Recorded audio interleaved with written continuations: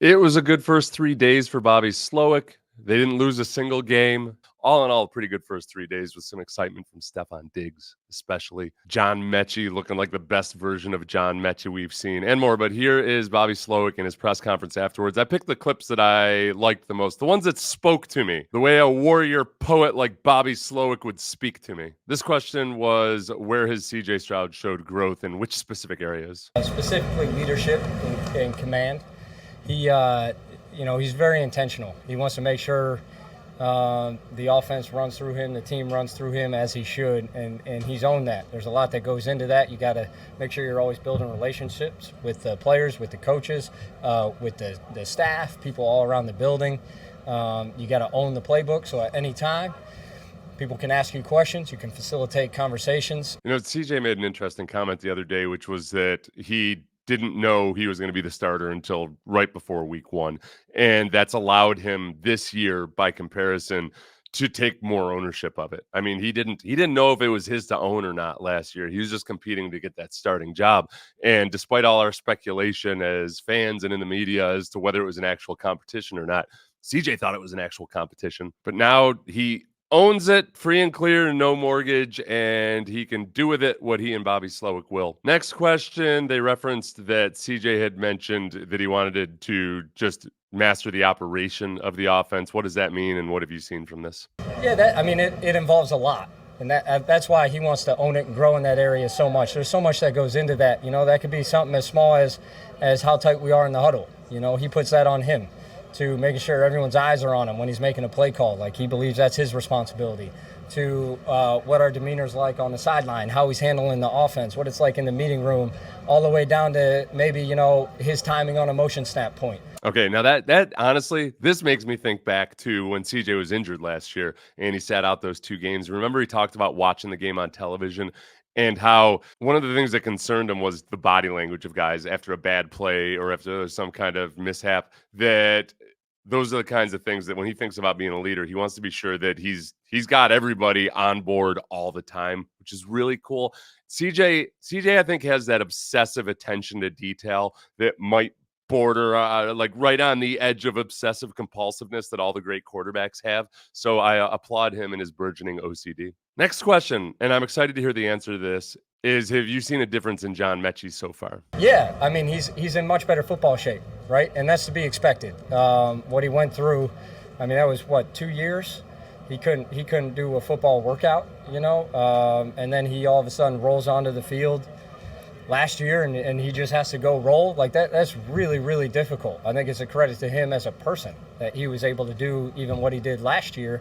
And then now he was able to have an off season, spring, a summer, a fall, to really kind of get back into football shape, be where he wants to be physically.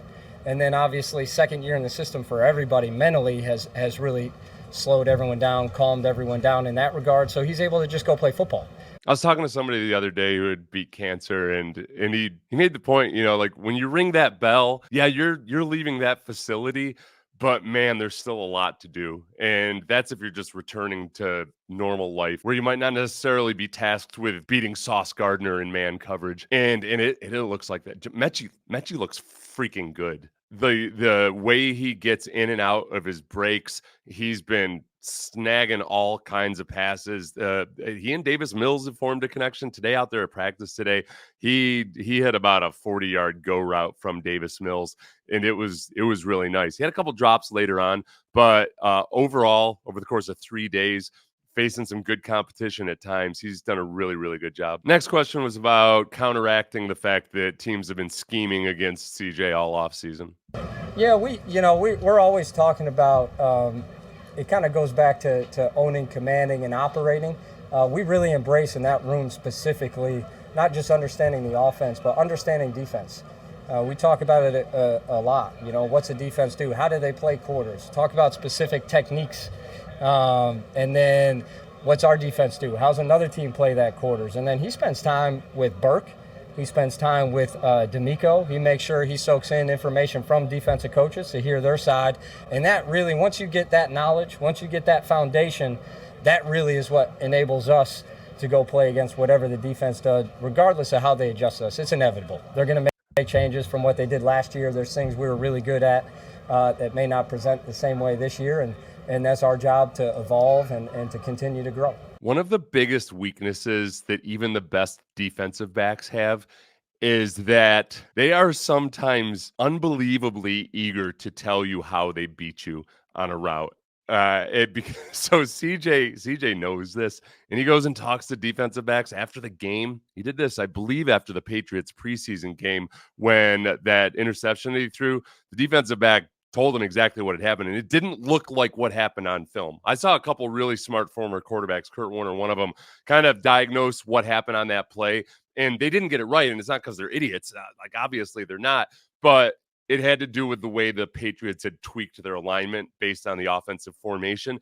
And when you express to a defensive back how impressive a play was and how'd you do that, they're way too happy to tell you exactly how. And you start building that up in your brain. And sometimes the best way to beat a good defensive back is to interview him 2 years prior. And CJ is going to start getting that dossier of information on these guys. The other part of that too is Bobby talking about the importance of knowing the defense. And we know D'Amico's really big with that understanding. From the time D'Amico was a rookie, just quizzing Matt Schaub about just how and why they do certain things. And it sounds simple, and it sounds like, yeah, exactly. Why wouldn't you do that?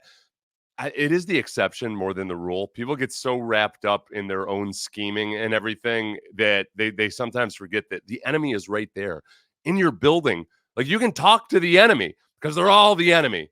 I'm a defensive player, the offense, they're all the enemy, but they'll chat with you and they'll give you tips on things. Didn't have to bribe them or anything. Didn't have to honeypot them with some Soviet spy lady or anything. They just gave it up. Next question, what have you seen from Stefon Diggs' interactions with his teammates and so forth? I just love his personality. He's extremely competitive. He's got energy. He's got juice. You know, I'd never been around him prior to this. And I think I speak for the entire offense and the entire team that he's fun to be around, you know, but at the same time, he wants to be the best he could possibly be. He wants to be coached. He wants to help teach young guys, you know, he wants to be a leader. He also wants other guys in the room, when they have something for him, to coach him and to teach him and get something from Nico, get something from Tank, and Bryce. Like, he's one of us. You know, that's the number one thing that jumps out to me is he's one of us. He's a competitor. He loves football, and he's been a great dude. He's one of us. I might use that on the thumbnail. And this jibes with what we've heard about Stefon Diggs from his time in Buffalo. He's ultimate competitor, works his butt off, cares about his teammates, everything else like that. I think that just every now and then he has an outburst on the sideline or he tweets something cryptically. And over time, maybe those accumulate on a 1-year contract. I'm not worried about it.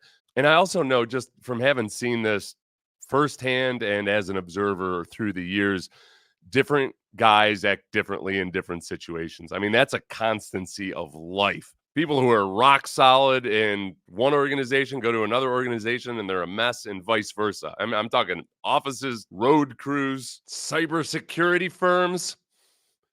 Next question. How do you keep this plethora of skill position players happy when you have to feed all these mouths? I think the main thing here is everyone's goal is to win. You know, at the end of the day, everyone's goal is to win. And when you got the right guys and the right team that really are all about doing that, you'll be able to feed everybody. Everybody will get the ball. Everybody will get their stats. Everybody, really, all we want to do is win. And whatever, any given week, I think I said this in the offseason, we're really empowered right now, any given week, to do whatever it is we need to do to win that week. And that's all we could ask for as players, as coaches. You know, the funniest thing about this, when there's been just so much time and speculation about all these guys working together in joy, is that this is such a rich folks problem. And I just think back to various great offenses of the past. The greatest show on turf, some of Peyton Manning's offenses in Indianapolis, where they're just loaded up with all these skill position players. And is it ever really a problem? I mean, is it like, even if one guy is the worst diva on earth, in general, if the problem is that there's so many guys scoring touchdowns and getting receptions and running for chunk yardage all the time, it's not really actually an issue. The only time it's an issue really is if the defense sucks. Then it's a problem for your team. But if you got one guy yapping off, but meanwhile you're just loading up on 40+ point games all the time, it's not an issue unless things aren't going well. And then you got other stakes to reverse sear. Next question, I believe Landry Locker asked about the challenges in keeping a good relationship between an offensive coordinator and the quarterback. It's like every relationship, right? There are no perfect relationships, but that's part of being human. That's what's great, especially with me and him. I know we've mentioned this before. We're both God-fearing men. It makes conversations very easy. We know there's up and downs all the way along the way, but our intentions always are good. And when you have a relationship that's like that you can always trust the other person's intent, through all ups, through all downs, you can always work through it to get at the best answer, always. And that's really all it is. It's just every other interaction. Trust, especially with quarterbacks when it comes to having a good long-term relationship with the quarterback. Think about the two quarterbacks who have signed really team-friendly deals for a long time with the championship caliber team. The New England Patriots and Tom Brady, and the Kansas City Chiefs and Pat Mahomes. And I know the numbers were eye-popping with Pat Mahomes' contract, but it was a very, very team-friendly contract. He was locked in for 10 years of team control, but it wasn't actually like a fully guaranteed 10-year contract or anything like that. But those are two guys that obviously very much trusted the coaching. And mostly, more than anything, the same thing I always say about D'Amico and Nick Caserio working well together, they try real hard to separate their egos from it. When you've got the common goal, and the common focus, then a lot of the other stuff can fall by the wayside because you know that this guy's trying to pull in the same direction as you. So I don't expect there to be any kinds of issues. I expect there to be issues, but the kind that we never hear about because they manage them. Just like Bobby said, every relationship takes work and it's never smooth sailing 100% of the time. But when you understand that and you take a growth mindset that every obstacle is just going to make you stronger and better over time, I think both those two guys have that. Kumbaya, motherfuckers. Next question. How's Joe Mixon fitting in? He's a fun person to coach. That was a genuine smile. He had a thought in his head about why he's fun. From day one, showed up and absolutely worked his tail off. You could see right away in phase 2 and in OTAs, I understand now why he was as good as he was at Cincinnati. He puts in an immense amount of work. He loves football. He does not stop wanting to learn, wanting to grow. Which again just fits in with everyone else that we have, and he's all in on he's going to do whatever it takes to win. He would love to be used as a passing threat. He would love to be a protector. He would love when he carries the rock. He loves when he's a decoy. He just loves all of it. He's been an absolute joy in every regard to coach. He's a really fun personality. Loving being a decoy is a very, very good thing because a lot of times when guys don't absolutely love being decoys, the defense knows it. The defense can read it. They can read your body language. It's like when I grit my teeth and tell my wife that I'll do something that she'd like me to do, and I say, yes, I would love to do it. She reads it. She's like Darrelle Revis on my ass. She knows I'm not running that route with passion. And likewise, when a running back is running a route or, taking a fake, especially, linebackers can tell if his heart's not in it. Joe Mixon strikes me as the kind of guy that's willing to get his spine compressed just to carry out the fake appropriately. Next question was about Dameon Pierce. How's he looking? Say pretty similar answer to KG. Kenyon Green. He came in ready to compete and ready to work. Last year, there's always a lot going on, right? This year, he's been able to really focus mentally. He's been able to focus physically to where he can hone in on the offense, but he can also hone in on himself. And he's always been a tireless worker.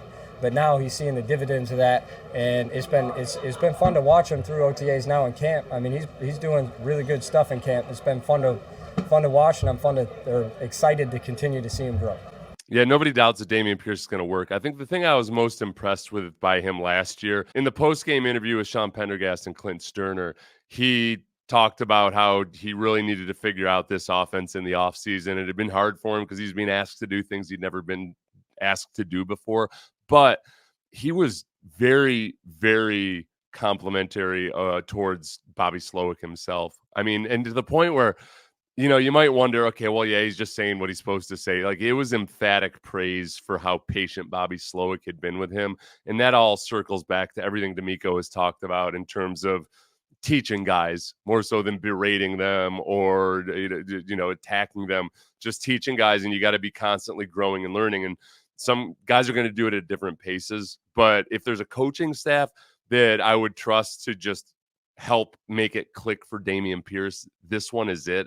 I'm very impressed so far with the way they've developed young talent. So Bobby Slowik, you guys eat these things up, and I'm always impressed with you that you do, because you have a hunger and an appetite for hearing from the architect of this offense. So I appreciate it, and I appreciate you watching. If you haven't already, please hit the like button, subscribe, and then share it wherever you share these things if you'd like. Everybody have a great one.